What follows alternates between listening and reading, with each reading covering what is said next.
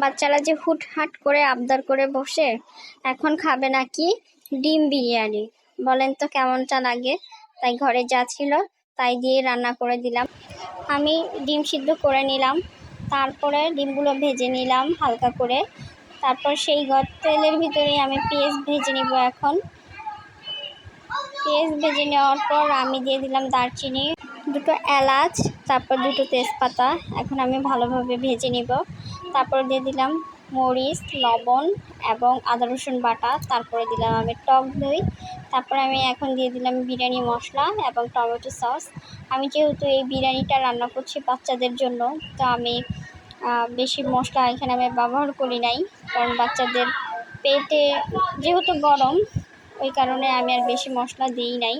বাচ্চাদের পেটও সমস্যা হতে পারে।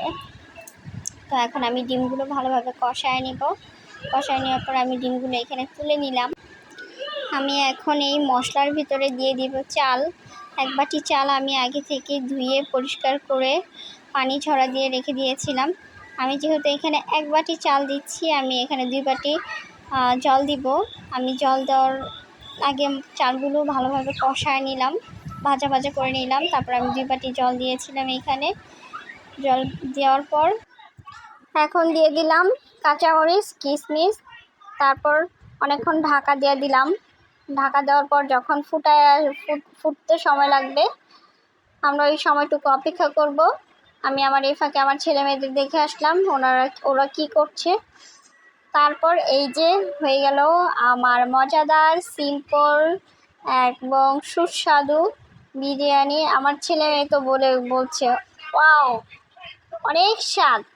আর আমার মেয়ে তো আমার পাশেই দাঁড়ায় আছে বিরিয়ানি খাওয়ার জন্য চুপ করে, ওই যে দেখতে পাচ্ছেন হয়তোবা। আমিও ওদের সাথে খেয়ে নিলাম 2টা শসা এবং 2টা কাঁচামরিচ দিয়ে। সেই স্বাদ অনেক ভালো ছিল, অনেক মজাও ছিল। সিম্পল হলেও অনেক টেস্টি।